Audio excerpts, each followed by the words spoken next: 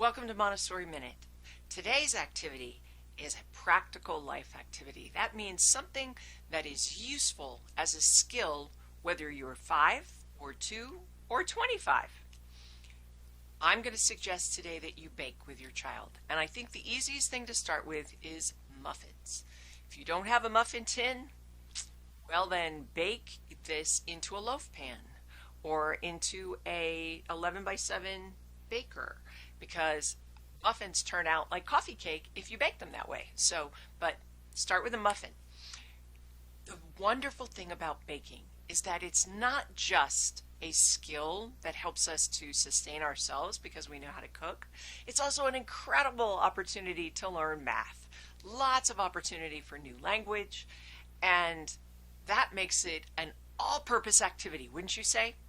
I'll be posting a link for you to use. That's a really simple recipe with things you should have on hand in your house. But the important thing is that this is about you supervising your child really doing the work. You're going to need to provide them with a mixing bowl. In fact, I suggest two, one for wet ingredients, one for dry ingredients, because then you can mix them up separately and combine them at the end. You're going to need the basic ingredients: flour, sugar, salt, baking soda, some recipes baking powder, and then whatever you care to mix in. Could be chocolate chips, could be frozen blueberries, could be just plain with a little cinnamon sugar on top. Doesn't matter. The recipe will allow you to do any of the above, whatever you have on hand. And you're going to need eggs. I forgot that. And milk and oil. Oh, the wet ingredients. That's right. Anyway, you're going to get those ingredients out based on the recipe on the link, and have your child do the work. Talk them through. Oh, well, we need a cup of flour, or we need 2 cups of flour. Wow, that's 1 whole cup. Yeah, but we only need a half a cup of sugar. Go through all of those measurements using the exact words of what you're doing.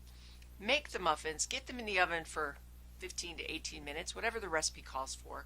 And while they are baking, you have the opportunity to take those measuring tools and figure out equivalencies. Let's put some water in this 1 cup whole and put it in a bowl.